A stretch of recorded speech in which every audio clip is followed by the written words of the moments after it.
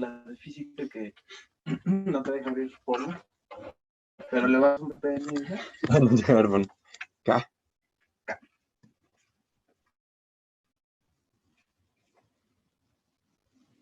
Creo que ya estamos, Curi. ¿Conectados? ¿Ya no están viendo? No, somos los únicos. Muy bien, igual.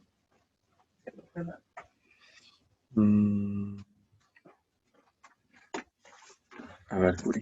Ay, no, ¿qué es?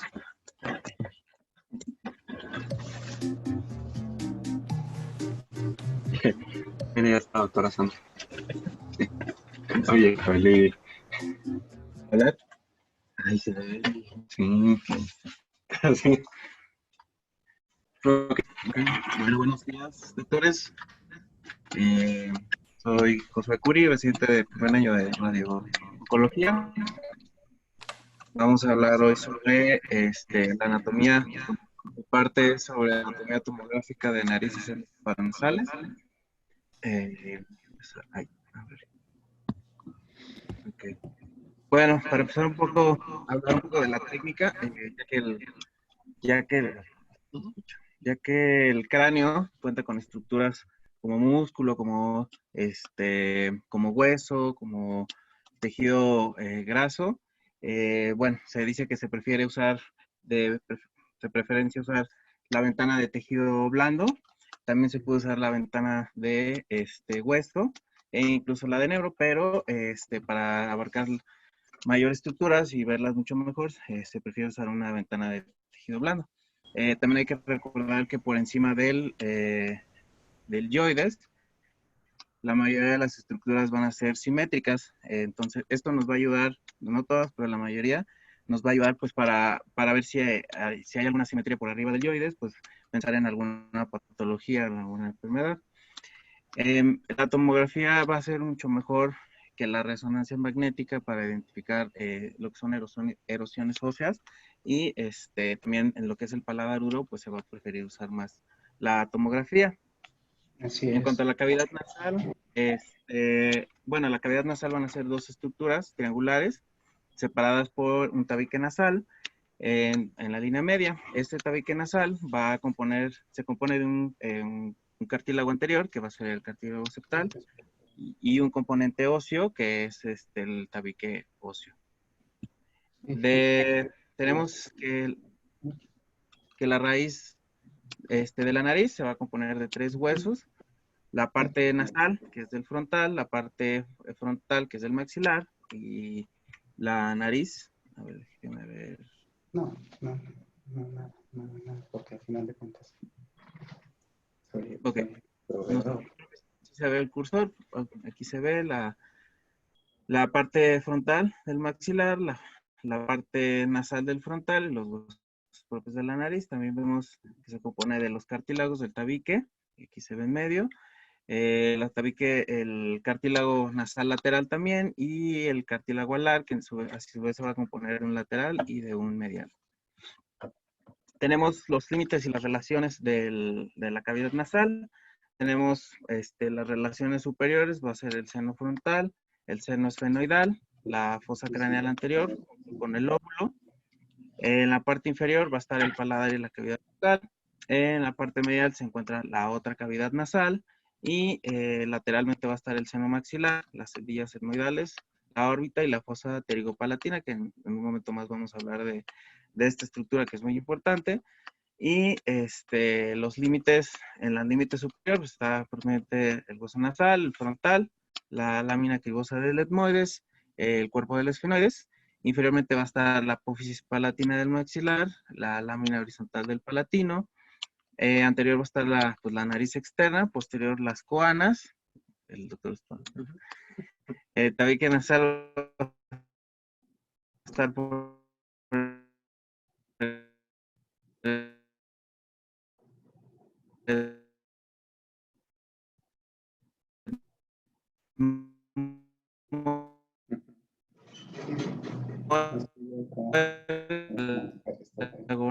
nasal y lateralmente y entonces vamos los huesos propios de la nariz están anterior hacia la cavidad nasal. Vemos aquí el tabique nasal también. En el número 6 vemos las celdillas etmoidales. Y posteriormente vemos el seno esfenoidal junto con el hueso esfenoides, como vemos que también forma parte de la pared lateral de la órbita también. Aquí vemos un corte más abajo, ya se ve mucho mejor el tabique nasal. Aquí en el número 15 vemos ya.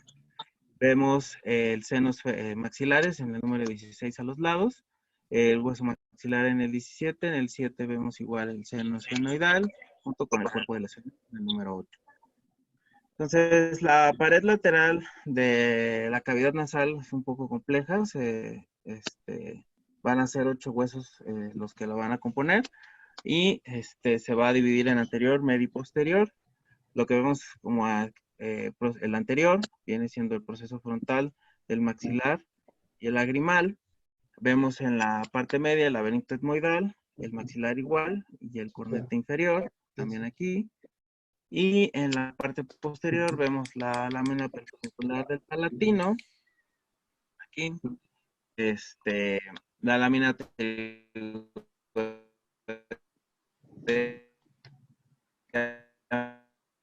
medial y el esfenoides. Esa es la parte. Pues esto es muy importante ver qué parte drenan y dónde desembocan, porque la mayoría de los tumores se van a diseminar por estas áreas, por estos drenajes. Vemos que el cornete superior, las zonas o las regiones drenadas, va a ser el receso esfenoidal y el meato nasal superior. Esto pues va a estar, el receso va a estar por arriba del meato nasal superior y el del meato nasal superior va a estar inferior al meato nasal superior. Estas estructuras que se van a drenar va a ser el seno esfenoidal y las celdillas etmoidales posteriores. En cuanto al cornete medio, la región que va a drenar va a ser el meato nasal medio y se encuentra inferior al meato nasal medio, y es importante aquí ver las estructuras que se van a drenar. Ya van a ser las celdillas etmoidales anteriores, las etmoidales medias, el seno maxilar y el seno frontal. El cornete inferior, pues la región que drena va a ser el meato nasal inferior, se encuentra inferior a este meato y va a ser, la estructura drenada va a ser el conducto nasolagrimal. Aquí en la tomografía de corte coronal vemos aquí el meato medio, como está inferior el cornete medio, perdón, como está inferior al meato medio. Y aquí también vemos el cornete inferior, que está inferior al meato inferior. Aquí también podemos ver otras estructuras como el tabique nasal, el seno maxilar, la lámina papirácea y la cristalaria. En cuanto a la unidad osteomeatal, es una estructura importante, ya lo veremos ahorita en el TNM. Va a ser la zona supralateral del meato medio, y como ya lo habíamos dicho, los drenajes va a ser el seno frontal, el seno maxilar, las celdillas etmoidales anteriores y medias, y esta unidad se compone de siete estructuras. La primera va a ser el meato medio, que aquí se ve, el proceso unciforme también. Aquí se ve también la bula etmoidal, el ostium del seno maxilar y el receso frontal. Todo esto va a componer lo que es la unidad osteomeatal. Aquí en este corte también coronal podemos ver, de un lado vemos unas estructuras porque no caben de un solo lado, pero pues vemos también el meato medio de ahí, vemos también el proceso unciforme, vamos a ver más, aquí está, y el hiato semilunar. Vemos también el infundíbulo etmoidal, la bula etmoidal, el ostium del seno maxilar y el receso frontal. O sea, todo esto va a componer lo que es la unidad osteomeatal. Ya hablando sobre los senos paranasales, tenemos que son invaginaciones de la cavidad nasal.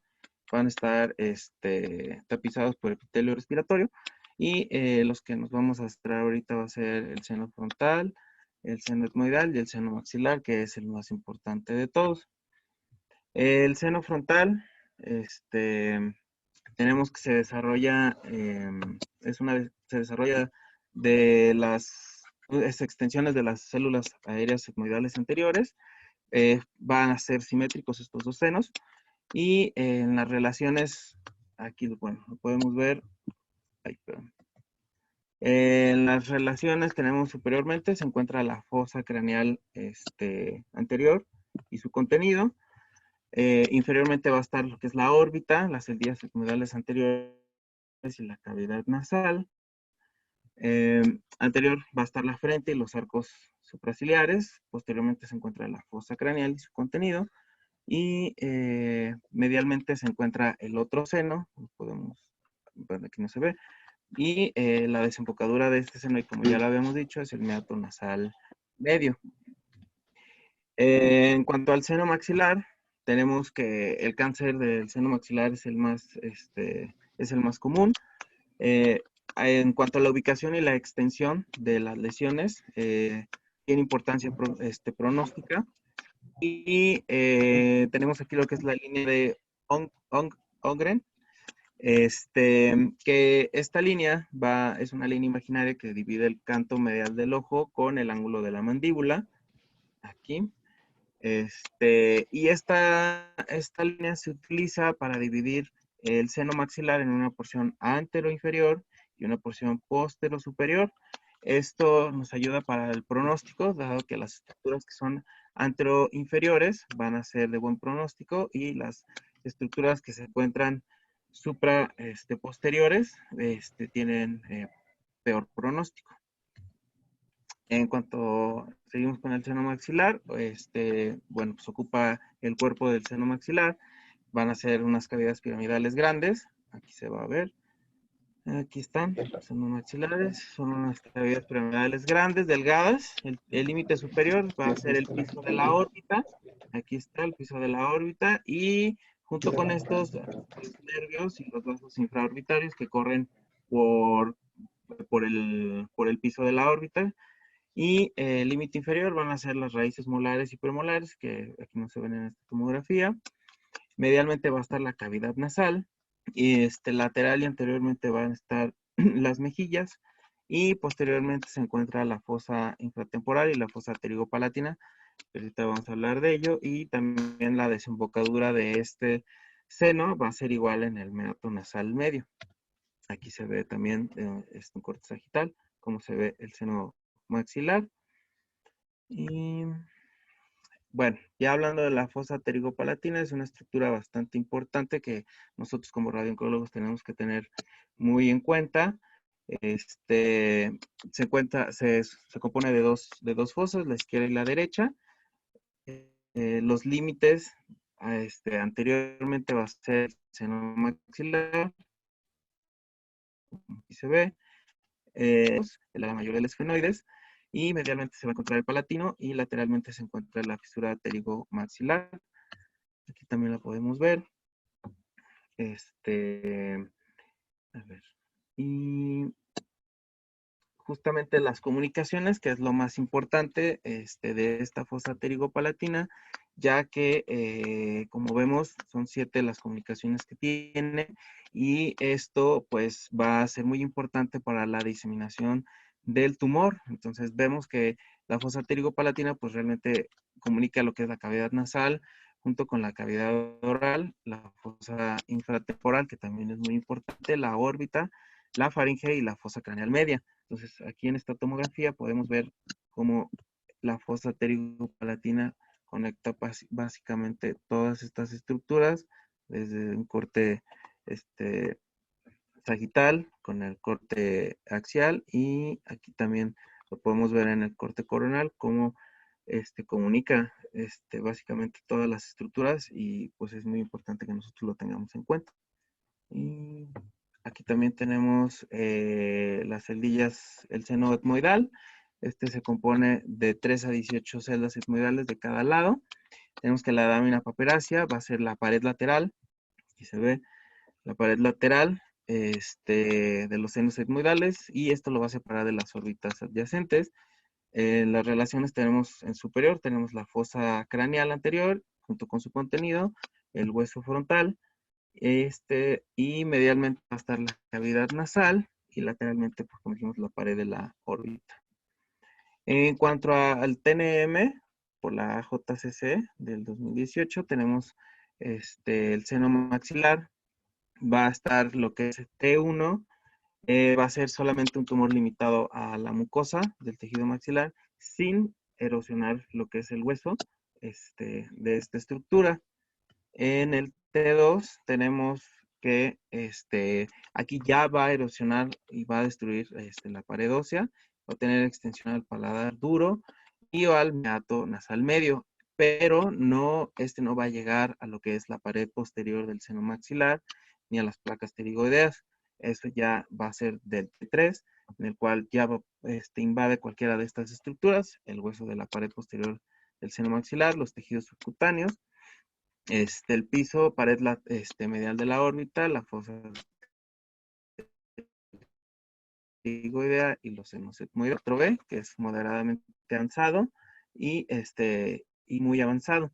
En el T4A vamos a encontrar que el tumor ya invade lo que es el contenido de la órbita anterior, como se ve aquí en el dibujo. La piel y la mejilla también ya están afectadas, las placas pterigoideas, y pues como vimos las placas pterigoideas pues van a llegar a la fosa infratemporal, la lámina cribiforme y los senos esfenoidales y frontales. En lo que es el T4B, que ya es muy avanzada, cualquiera de estas estructuras van a estar comprometidas, desde el ápice orbitario, como se ve en el dibujo, la dura madre, el cerebro, la fosa craneal media y los nervios craneales del trigémino y la nasofaringe o el clivus. En cuanto al T de la cavidad nasal, vamos a tener que el tumor va a estar restringido a cualquier subsitio, con o sin invasión ósea, y los subsitios van a ser el septum, el piso, la pared lateral y la punta de la nariz. Entonces,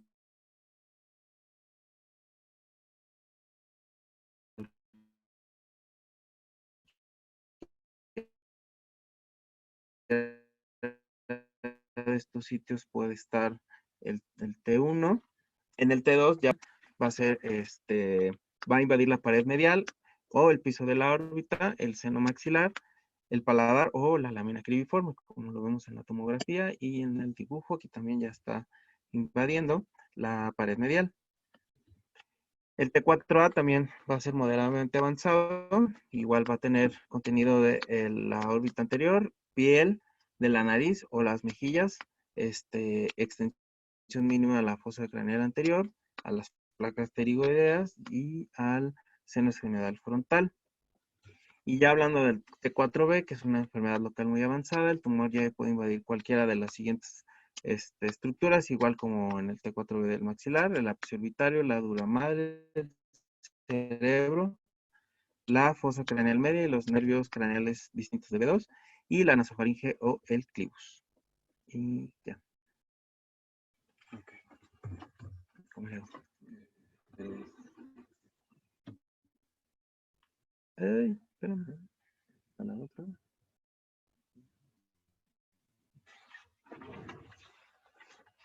¿Será la siguiente presentación? Creo que sí. Vamos a hablar un poco de principios generales de radioterapia en cabeza y cuello. Esto para complementar los talleres que se van a estar dando posteriormente. Entonces, vamos a hablar un poquito de anatomía, cosas que consideramos importantes que aplican para todos los tumores que vamos a estar viendo de aquí en adelante. Vamos a empezar a hablar inicialmente de los espacios que tenemos en el cuello. Los espacios cervicales van a ser compartimentos que van a estar delimitados por la fascia cervical profunda, que a su vez va a estar enmarcada por una capa que es superficial, tal como lo estamos viendo con el color rojo, una capa que va a ser media o pretraqueal, que es la que vemos con color amarillo, y una capa profunda o prevertebral y que abraza los músculos perivertebrales. Asimismo, estas mismas capas nos van a proporcionar a nosotros dos espacios o vainas, un espacio que es visceral, tal como lo vemos con el color verde, y una vaina que es carotidia, que va a encerrar los vasos del cuello, la laringe y la carótida. Los espacios del cuello los podemos nosotros dividir de dos maneras. El primero, que es suprayoideo e infrayoideo, y vamos a tener adicionalmente espacios que van a ser tanto supra como infrayoideos. Estos son suprayoideos, parotidio, masticador, parafaringio, faringo mucoso, sublingual, submandibular y bucal. Los infrayoideos, visceral y cervical posterior. Y los que son supra e infrayoideos van a ser los carotidios y retrofaringios y perivertebral. Vamos a empezar a ver cada uno de ellos. En cuanto al espacio parotidio, como lo podemos apreciar en esta tomografía axial a cabeza y cuello contrastada IB, vamos a apreciar el límite anterior, lo que es el espacio masticador, es decir, la rama mandibular, el músculo pterigoideo y asimismo el músculo macetero. En cuanto al posterior, vamos a tener el músculo esternocleidomastoideo, tal como lo apreciamos en esta imagen. ¿Y qué es lo que va a contener? Va a contener la glándula parótida, el nervio facial, que va a estar dividiendo a la parótida en un lóbulo profundo y en un lóbulo superficial. También los mismos ganglios intraparotidios y la vena retromandibular. Pasando al espacio masticador, podemos apreciar los límites. Vamos a tener el arco cigomático en cortes que sean más caudales. De manera interna vamos a tener la fisura pterigomaxilar y va a estar conteniendo el músculo macetero, el músculo temporal y los pterigoideos y asimismo la rama mandibular. Todo esto sería el espacio masticador y esto sería el contenido que va a tener este espacio. Hablando posteriormente del espacio parafaringio, este es importante que lo dividamos por la apófisis estiloides en dos porciones. Un compartimento que va a ser preestiloideo, que nosotros es el que apreciamos en las tomografías como este espacio hipodenso que estoy señalando, y un espacio que es retroestiloideo o espacio carotidio, que también lo llamamos de esta manera, y vamos a hablar de él más adelante. Entonces, los límites va a ser anterolateral, como apreciamos aquí, se encuentra el espacio masticador. De manera medial vamos a tener el espacio mucoso faríngeo, vamos a tener la nasofaringe, la orofaringe y la hipofaringe, y vamos a tener en cuanto al contenido, el tejido salivar ectópico, que puede estar ahí, la arteria maxilar interna, faringe ascendente y también ramas del nervio mandibular. En cuanto al espacio faringo mucoso, este es un poco más sencillo para nosotros, ya que nos referimos a la mucosa que va a estar tapizando la nasofaringe, la orofaringe y la porción suprayoidea de la hipofaringe, así como también la cavidad oral. Superior va a discurrir desde la base del cráneo, inferiormente llega hasta el hueso yoides. Lateralmente vamos a tener el espacio parafaringio y de manera posterior vamos a tener el espacio retrofaringio, que es un espacio delimitado por una delgada línea que puede también presentar invasión en ciertos tumores. ¿Qué es lo que va a contener? La mucosa de la faringe en cada una de sus porciones, el anillo de Waldeyer, tejido linfático, músculos de la deglución. Luego, pasando a la cavidad oral, espacio, sublingual y submaxilar, lo vamos a estar localizando en el suelo de la boca, limitado anteriormente por el arco mandibular y posteriormente por el hueso yoides. Cranealmente vamos a encontrar la mucosa oral, es decir, en cortes de tomografía más hacia arriba y caudalmente el músculo miloyoideo. Los músculos, es importante que lo digamos, de este compartimento es un tanto difícil que los alcancemos a apreciar en cortes que sean axiales. Dependiendo de la finura de los cortes y de la calidad de la imagen, se podrían llegar a ver en cortes axiales los músculos genioyoideos y miloyoideos. Sin embargo, es todavía más sencillo identificarlos en cortes coronales, en los cuales vamos a ver el músculo miloyoideo ir desde la mandíbula hacia el yoides, en el caso del genioideo, desde el piso de la boca hacia la apófisis geni del hueso yoides. En cuanto al espacio carotidio, ya habíamos hablado de este espacio hace un momento, que es la porción retroestiloidea. De hecho, si ven ustedes en la imagen, nuevamente en amarillo vemos la apófisis estiloides. Entonces, este espacio va a estar limitado de manera anterior por el espacio parafaringio que apreciamos aquí. De manera lateral encontramos el espacio parotidio y de manera medial vamos a tener el espacio retrofaringio, que va a contener arteria carótida interna, la vena yugular interna, pares craneales 9 y 12 y ganglios linfáticos de la cadena yugular interna, que esto presta bastante atención para nosotros, ya que es una referencia anatómica que tenemos, los vasos del cuello, para contornear cada uno de los niveles ganglionares a nivel cervical. Seguido de esto vamos a tener el espacio retrofaringio. El espacio retrofaringio en su porción suprayoidea va a estar conteniendo ganglios linfáticos y en la porción infrayoidea únicamente grasa. Como lo habíamos estado describiendo, esto es una línea bastante delgada entre los músculos constrictores faringios y los prevertebrales y se extiende craniocaudalmente desde la base del cráneo hasta aproximadamente C7 o T1. Como podemos apreciar en las tomografías, va a ser una línea delgada hipodensa, y es la manera en la cual nosotros podemos localizarla, transcurriendo en el corte sagital de esta manera. Finalmente, el espacio perivertebral es el que está formado por la fascia cervical profunda, que al fijarse con las apófisis transversas va a estar formando un compartimento anterior y un compartimento posterior de los músculos del cuello. En cuanto al espacio visceral, va a estar limitado por la capa media de la fascia cervical profunda y se va a extender desde el hueso yoides al mediastino. ¿Qué es lo que va a estar conteniendo? Precisamente como su nombre lo dice, pues un espacio visceral va a contener la laringe, hipofaringe, tiroides, paratiroides, la tráquea, el esófago y ganglios linfáticos. Ahora bien, ya entrando en lo que más nos interesa, que son las técnicas, vamos a hacer rápidamente un repaso de la evolución de las técnicas. En técnicas 2D y 3D, una de las formas en las cuales se podía hacer la radiación de estos tumores de cabeza y cuello era la técnica de 3 campos. Los tumores de cabeza y cuello se trataban con fotones de 6 megavolts. De hecho, aún cuando se hacía MRT, los campos es con energía de 6. Y la técnica de 3 campos consistía en 2 campos opuestos laterales para irradiar el tumor primario y los ganglios cervicales superiores, y un tercero que era anterior para irradiar los ganglios supraclaviculares. Como lo vamos a ver en esta imagen, yo creo que lo vamos a estar entendiendo un poco mejor. Los campos bilaterales y anterior van a estar compartiendo el mismo isocentro. Esto es para evitar la conjunción entre cada uno de ellos y que de esta manera no se estén formando puntos calientes, ya que esta técnica implicaba varios bus secuenciales con diversas prescripciones a cada uno de los campos. Entonces, en este caso clínico, para que lo entendamos un poquito mejor, ¿qué es lo que ocurría? Vamos a poner el ejemplo de un tumor epidermoide de cabeza y cuello a nivel de la orofaringe, en el cual se prescribieron 72 Grays en 36 fracciones.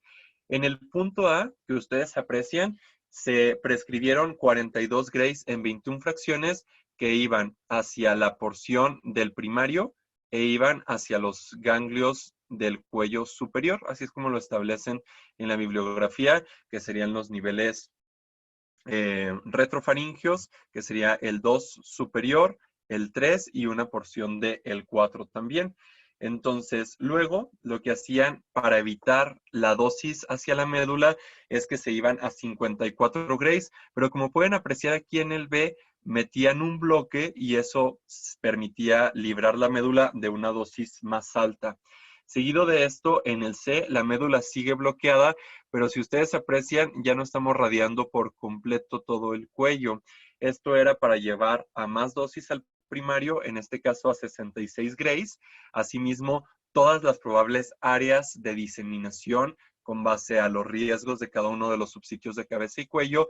Y finalmente, en el D, llegaban hasta 72 Grays al primario, en el cual podemos apreciar que ya es un campo bastante pequeño.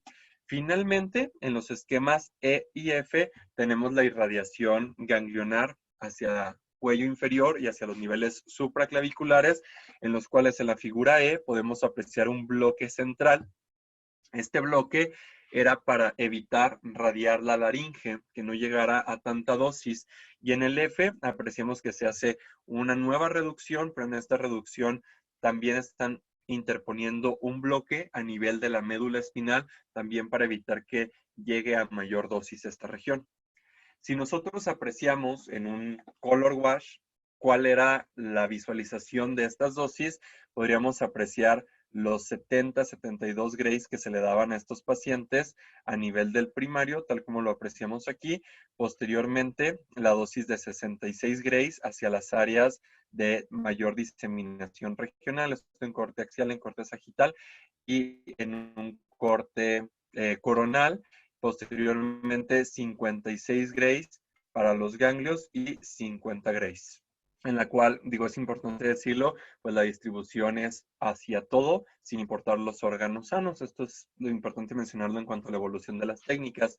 Después llega la IMRT, que a diferencia de los 3 campos, entregaba la dosis a través de haces no uniformes, con una secuencia de variaciones en la intensidad, que en suma nos va a dar la dosis prescrita, con una caída en la curva de la dosis, pues que va a ser más abrupta entre el tumor y las estructuras sanas, para evitar que esta dosis llegue a los órganos de riesgo y tengan mayor toxicidad. Además, una de las ventajas que tiene la IMRT es que la distribución es inhomogénea y esta misma distribución permite que el volumen del primario y algunos sitios con menor riesgo puedan ser tratados simultáneamente a dosis distintas. Entonces, ¿cómo lo logramos esto? 9 haces coplanares de 6 megavolts es lo que se recomienda en esta técnica para tumores bilaterales. En este caso, si es tumores bien lateralizados, que se vea saténicamente cuello unilateral, se pueden usar 7 haces coplanares de 6 megavolts y la disposición va de 40 en 40 grados, tal como lo vemos. De metas generales, cada uno de los protocolos tiene sus metas, pero que el PTB se encuentre cubierto por 95%, CTB 99%, y en cuanto a los máximos, que 0.03 centímetros cúbicos se estén recibiendo 115%. Con esto de IMRT lo que logramos para el mismo caso es una distribución de la dosis que se encuentra más limitada hacia los órganos de riesgo, tal como lo podemos ver en estas imágenes, con las mismas dosis de prescripción al primario, a las áreas de riesgo de diseminación del primario y diseminación ganglionar electivas que estamos tratando para este caso. Podemos apreciar que sin necesidad del uso de bloques o sin necesidad de hacer bus secuenciales, podemos estar tratando todo al mismo tiempo, librando la médula y librando algunas otras porciones de la cavidad oral y de la mandíbula. Posteriormente a esto viene el VMAT, que por sus siglas en inglés es Volumetric Modulated Arc Therapy. Es una forma también de intensidad modulada y aquí el número de ángulos fijos del gantry que tenemos con una IMRT es sustituido por una variación simultánea en cuanto a la conformación de las MLCs, a la angulación que va a estar teniendo el gantry y a la tasa de dosis con el haz encendido. Es decir, esta técnica hace 3x1. Te está modulando las MLCs, el ángulo del gantry y la tasa de dosis que tienes que dar para que se traten diferentes regiones a diferente dosis. Lo que se puede hacer son 2 a 3 arcos completos o parciales, esto dependiendo de la extensión del volumen y también el volumen propiamente. Va a proporcionar una cobertura similar. La ventaja aquí es que mejora un poco más la conformidad y el tiempo de tratamiento a comparación de una IMRT que lo terminaríamos en quizá 15 minutos, con VMAT se puede hacer en 5 a 7 minutos. Y estas serían las diferencias en la distribución de la dosis. Como pueden ver, están todavía más conformadas las regiones y también con la técnica de bus integrado simultáneo, de la cual vamos a hablar más adelante, también podemos alcanzar el tratamiento a mayor dosis de las regiones que nos interesan, según sea el área de interés.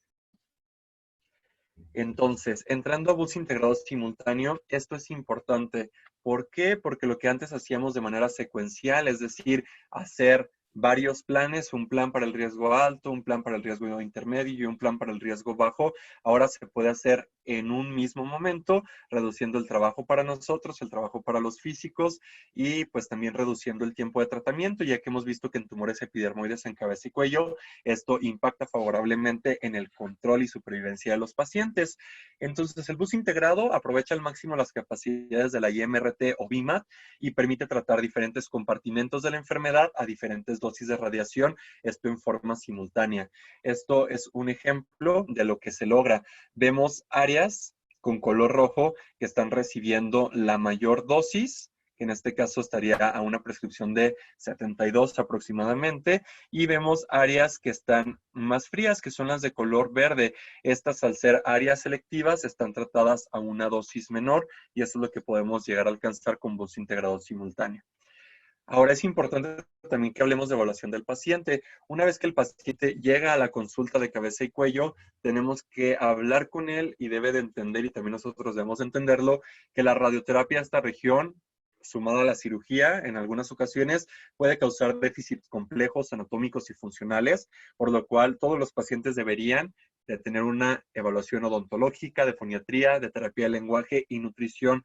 Y algo que es también importante, que nosotros para la planeación tenemos que echar mano de todos los recursos que tengamos. Estudios de imagen, nasofibrolaringoscopía, fotografías, incluso fotografías de la nasofibro, para identificar bien la localización del tumor, ya que muchas veces la tomografía de planeación, a pesar de ser tomografía contrastada, no siempre nos va a arrojar todos los datos deseables. Entonces, ¿Cuáles son los aspectos prácticos en las terapias de asa externo? Vamos a empezar a hablar de posición.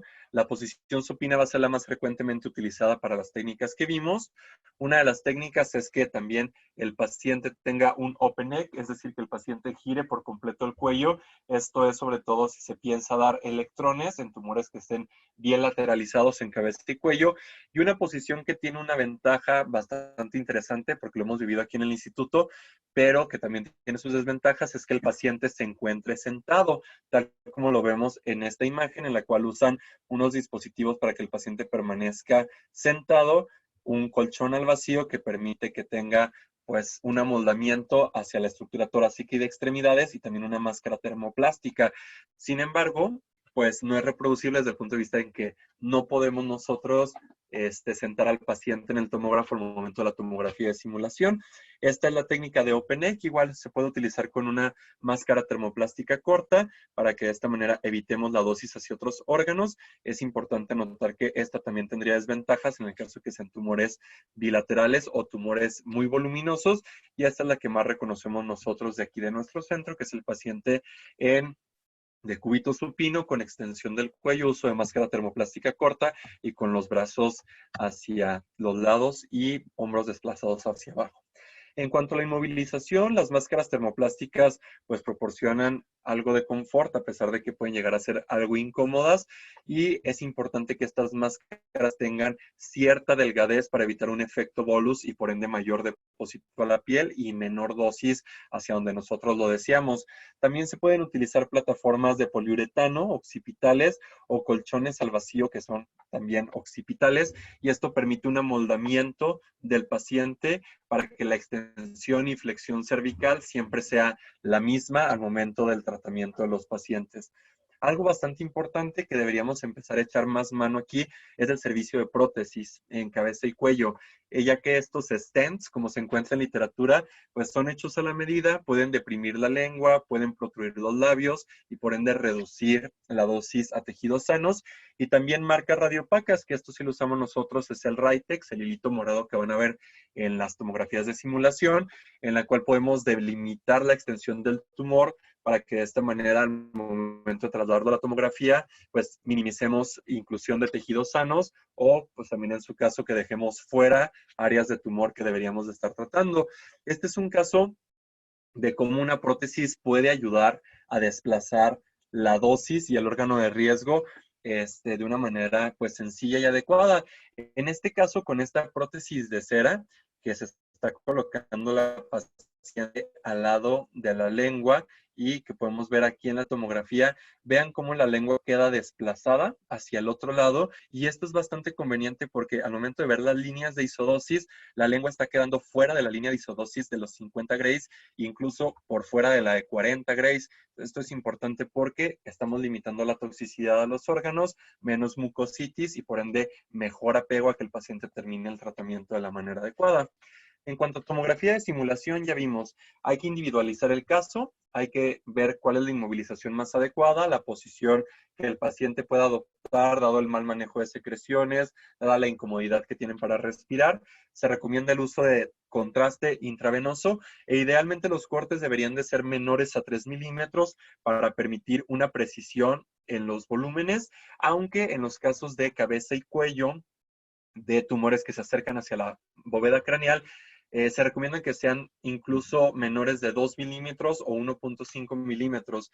¿Por qué? Porque al ser estructuras relativamente pequeñas, pues vamos a dar más precisión al momento del contorneo. Y finalmente, unos pequeños casos de herramientas que son deseables que utilicemos al momento de que estemos contorneando.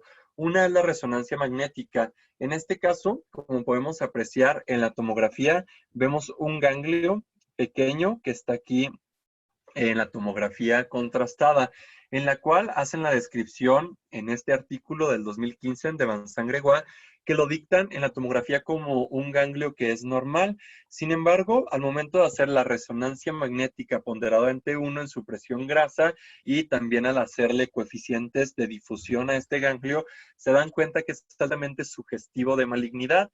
Entonces, al momento de llevar ese ganglio a biopsia, pues efectivamente se dan cuenta que es una adenopatía metastásica el mensaje que les quiero transmitir con esto es que sí deberíamos de tomar en cuenta todos los recursos que tenemos, porque pues este ganglio, si nada más nos llevamos el mensaje de la tomografía, pues quizá lo dejemos sin tratar, y sabemos que los ganglios que sean positivos debemos de escalarlos a mayor dosis para tener mejores resultados.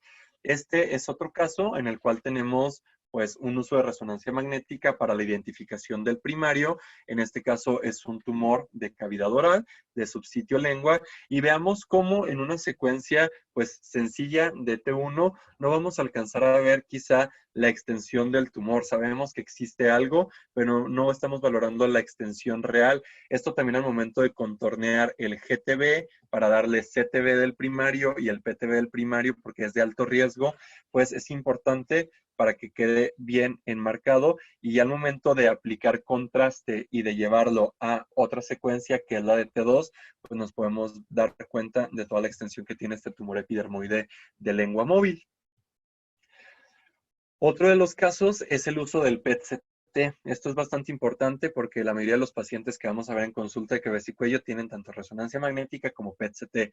Entonces, en cuanto a la resonancia magnética, primero veamos la imagen B. Es una resonancia magnética ponderada para T1, en la cual quizá podríamos decir incluso que está normal en este tumor de piso de la boca. Pero al momento de hacer el PET-CT, se encuentra de manera posterior al arco mandibular una región que está captando ávidamente el radiotrazador, y que pues al momento de hacer la fusión con nuestra tomografía podríamos delimitar para darle también mayor dosis. Este es otro de los ejemplos del uso del PET-CT, identificando áreas de mayor metabolismo, en este caso no únicamente el primario, como en el caso de este tumor de hipofaringe, sino también los ganglios que se encuentren adyacentes para toda esta región esté recibiendo mayor dosis. Aquí vemos el ejemplo de este caso clínico, en el cual pues queda con mayor dosis el primario. Estas áreas quedan con 66 aproximadamente, y a las áreas selectivas pues quedan con una dosis menor. Entonces el PET incluso pues va a ser un buen aliado para la planeación del tratamiento. De manera de conclusiones es pues evaluar de manera pues integral al paciente, ver todos los estudios que tenga, y también apoyarnos de los otros servicios para reducir su toxicidad y también para mejorar su calidad de vida durante el tratamiento, disponer de todas las herramientas y sobre todo individualizar cada uno de los casos. Estas son las referencias de las cuales eché mano durante esta clase. Son bastante sencillas de entender y vienen casos clínicos representativos interesantes, y pues sería todo. Muchas gracias.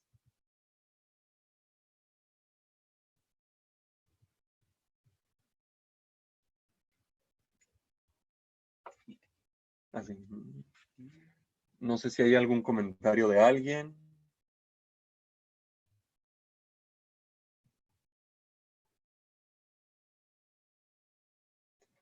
No te escucho, Germán.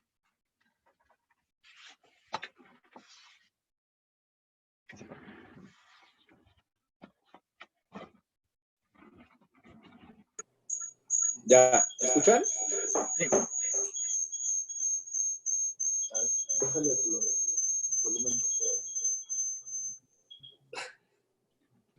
Pues más que pregunta, ¿Ah? el comentario de la parte de anatomía de Curie, que ayer revisando con el doctor Altamirano, pues decíamos o mencionábamos, por ejemplo, para seno maxilar, sobre todo, pues la importancia de la fosa pterigopalatina. Curie ya lo vio, ayer lo repasamos, y parece importante porque a pesar de estar incluso en la JCC, pues como que no logramos entender la importancia de por qué un T3 o por qué un tumor es T3 por el simple hecho de estar en la parte posterior, en la pared posterior del seno maxilar. Entonces, nada más, Curie, menciónales a tus compañeros cuál es la importancia de la fosa pterigopalatina. O sea, ¿por qué es importante conocer que el tumor del seno maxilar, por estar en la pared posterior, ya es un T3 de entrada? ¿Cuál es la importancia de eso?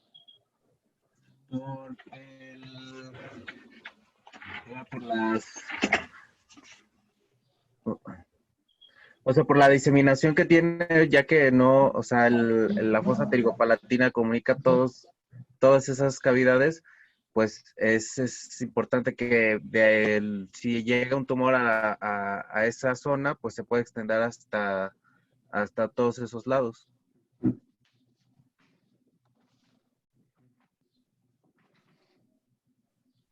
Ok, entonces nada más recuérdanos cuáles son las estructuras o cuáles son los espacios que están conectados por la fosa pterigopalatina. Los más importantes. Es que es complicado. Los más importantes viene siendo pues es que desde la cavidad nasal hasta la órbita, la fosa infratemporal, y ¿cuál era? Sí, no, o sea, la fosa infratemporal y pues, es la más importante. La fosa craneal media. O sea, sí, la infratemporal y la fosa craneal media.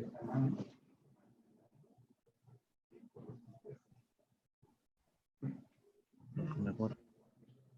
Yo no sé si me estoy yendo.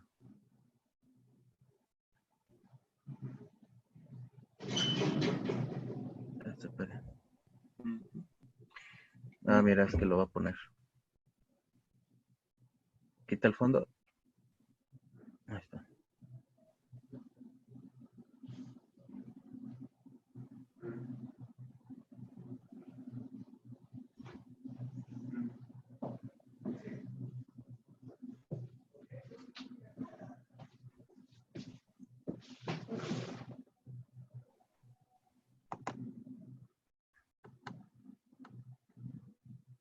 Ujú. Es lo que estamos viendo ayer.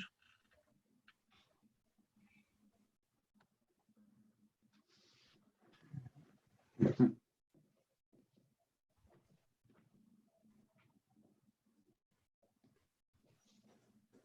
¿Sí me están escuchando? Sí. Sí. Nada más como lo que estábamos platicando ayer con el doctor Altamirano, pues la importancia es que al estar en la pared posterior del seno maxilar, el tumor pues va a tener una extensión pues prácticamente directa o ya casi directa hacia la fosa pterigopalatina y podemos, o sea, vamos a ver que es una estructura que va a llevar o que va a conectar otras áreas muy fácilmente, no va a haber ninguna barrera anatómica. Entonces, esta va a ser importante que nosotros la podamos localizar en las tomografías.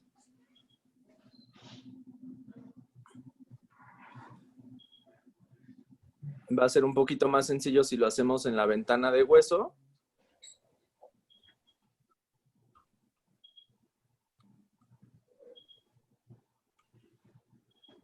Y entonces vamos a ver que pues es una comunicación directa hacia varios espacios. Nada más. No sé si ya para cerrar hay algún comentario de la doctora Sandy o del doctor Maldonado. ¿Me escuchan? Sí. Lo importante que decías, y la línea de Ogren, aunque es abductor y ahí radica hacia la parte superior del sistema, pues tiene hacia donde se extiende su base de cráneo y de ahí puede infiltrar hacia el sistema nervioso central, ¿no? Esa sería la principal parte, la importancia por localización, ¿no? Del resto de la clase creo que fue una clase buena, bastante ilustrativa, da pauta para la parte de lo que sigue todo de cabeza y cuello, porque van a ver que cabeza y cuello es de los módulos más complicados, sobre todo por anatomía, entonces tienen que estar pues repasando toda esa parte. No sé si el doctor Maldonado tenga algo que comentar antes de que les haga la pequeña evaluación que les había dicho. Doctor Maldonado. Si quieren, vamos comenzando con la evaluación. No sé si todos ya tengan el link. Se los voy a volver a mandar y voy a compartir mi pantalla para que la puedan hacer. Ajá. ¿Lo va a mandar al chat de WhatsApp? Al chat no, al chat de aquí del Zoom. Ah, ok. Doctora Sandra, ¿me escucha? Sí. Yo tengo una pregunta. Ajá. ¿Qué opina de la simulación con la cabeza lateralizada para tratar cuello ipsilateral? Lo que pasa, depende de cómo lo vas a tratar. Cuando se trataba con electrones, generalmente sí se trataba de girar la cabeza. ¿Por qué? Porque pues, de esa manera los electrones estaban en ángulo con el gantry del acelerador, sobre todo para, te digo, como para tratamientos con electrones. Girada la cabeza. IMRT no se recomienda, ¿verdad? En IMRT no, ¿por qué? Porque para los físicos va a ser mucho más complicado. Es más sencillo, más reproducible como lo hacemos. De hecho, los soportes de cabeza y cuello, o bueno, de cuello, están diseñados para que el paciente esté ya sea con extensión o cuello neutro o incluso flexión, pero digamos sin girar la cabeza. Gracias. ¿Todos ya tienen el link? Sí. Sí. Entonces ¿ya entraron a la página? Sí. Los voy a mandar por WhatsApp a los que no les haya llegado, porque creo que...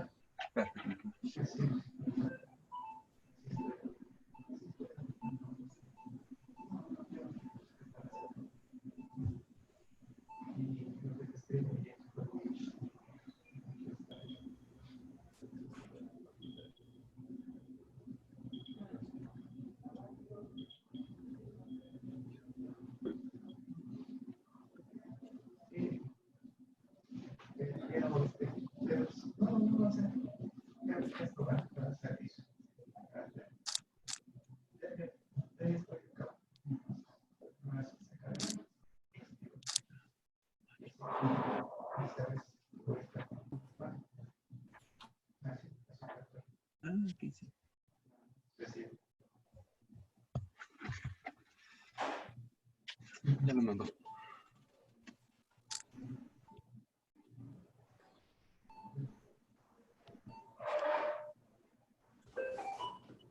Doctora, ¿con qué pin lo va? Ah, ya lo vi. Perdón, es que me desconecté. No hay mucha señal.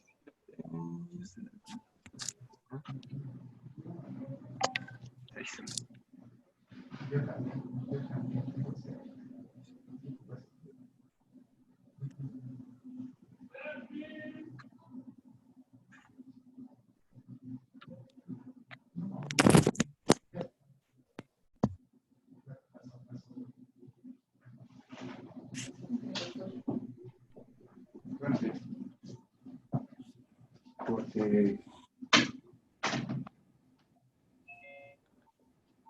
Solo que prueben la computadora yo.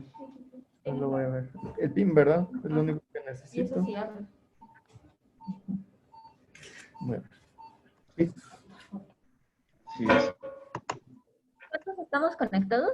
sí, Uno, o sea, dos, por eso me sorprendí. cuatro. Ahí ya me perdí. Como 7, ¿verdad? 2, 4, 5, 7. Sí, no, y me ha estado resonando mucho.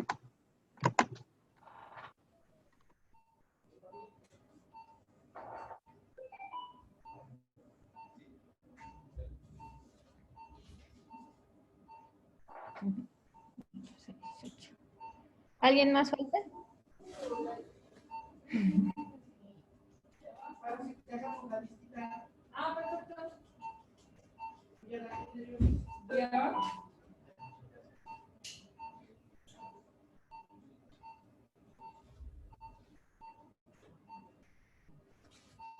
Va por tiempo, van a ser 20 segundos por pregunta. La pregunta la van a ver en la pantalla de la computadora y lo tienen que responder en su celular.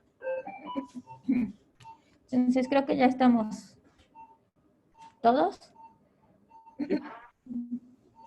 Y pues vamos a darle a empezar.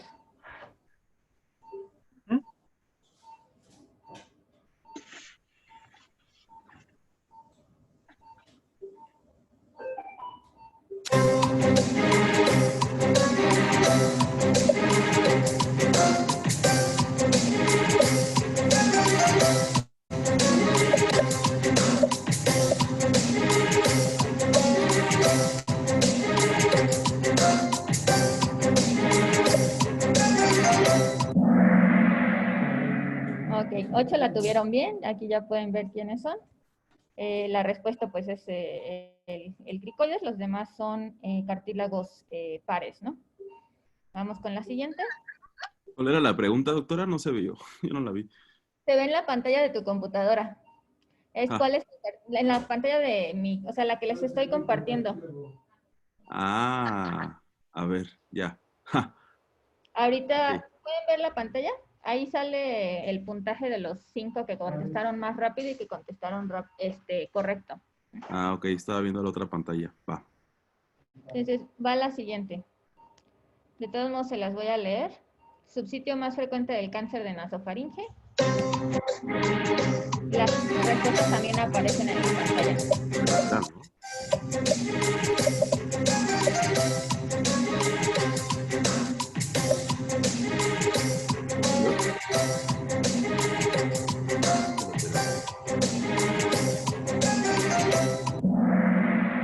Ok, subsitio más frecuente del cáncer de nasofaringe, pared lateral, la mayoría la tuvo bien. Ahí está la fosa de Rosenmüller, ¿no?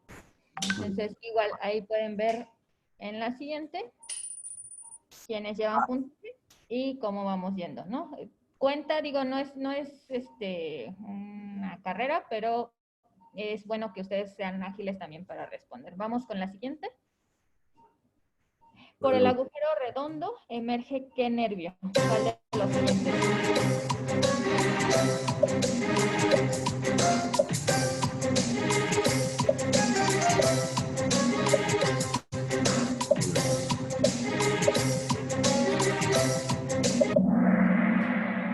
Ok. Emerge, también la mayoría la tuvo bien. El B2, que es la división maxilar del trigémino, ¿no? Entonces recuerden, sé que no lo hemos visto, pero el objetivo es que vayan viendo que saber a lo largo de de todos los talleres que vamos a tener de cabeza y cuello. Entonces, vamos con la siguiente pregunta. El seno cavernoso contiene lo siguiente, excepto...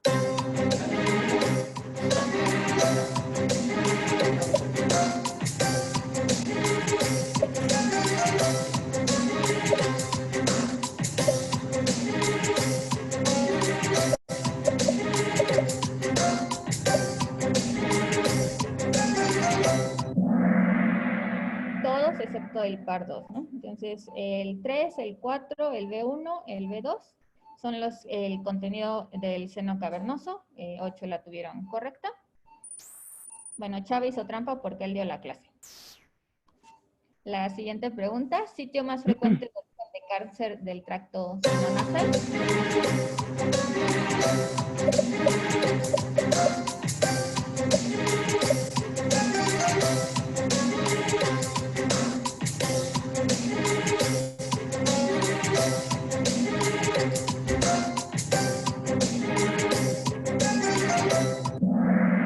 Ok, todos la tuvieron bien, seno maxilar, creo que no quedó duda en la clase. Vamos con la siguiente. Subsitio más frecuente del cáncer de orofaringe. Esta, pues principalmente R2 y R3 son quienes se lo van a saber.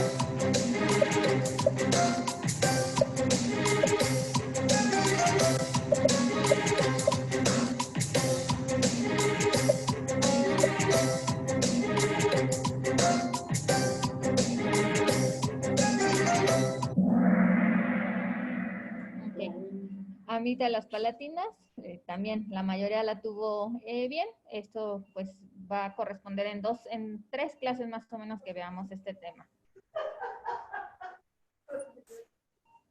Okay. Es un esquema de hiperfraccionamiento. Seleccionen el esquema de los siguientes que les pongo.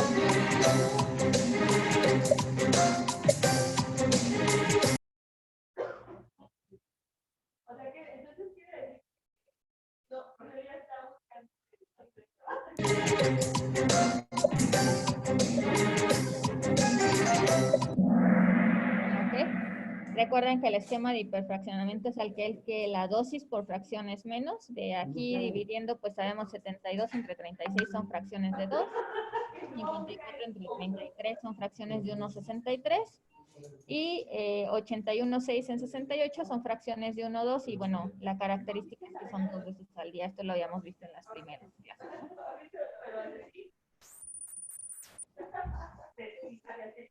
La octava y casi la penúltima.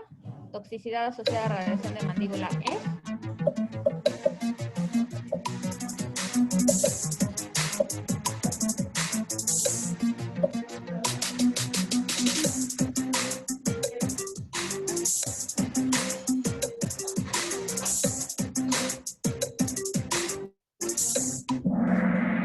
Aquí había dos respuestas.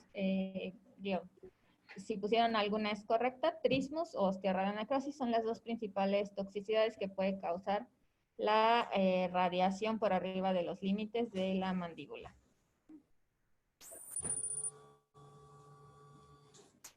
Y la última, la toxicidad asociada a radiación de los constrictores de la faringe es.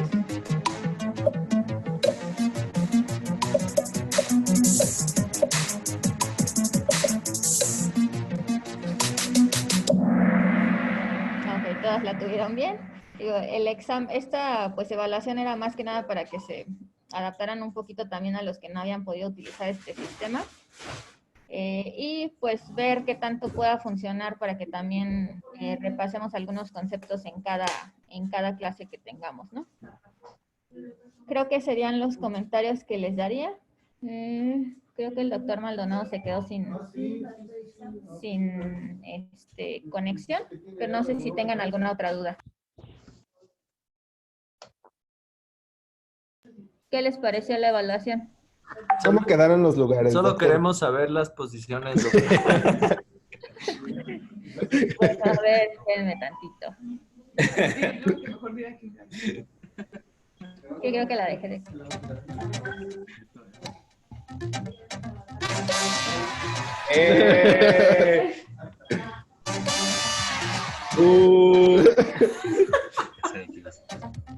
Chao.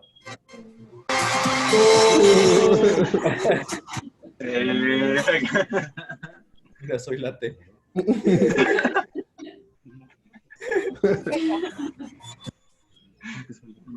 Listo. Entonces, pues si no hay dudas, dejamos aquí porque yo ya tengo aquí encima a los pacientes de quirófano y se va a grabar la clase. Más bien, ya se grabó la clase, les voy a mandar el link. Igual que ayer, la sana distancia. Ay. Bueno, hasta luego. Gracias, doctora. Bye. Chila.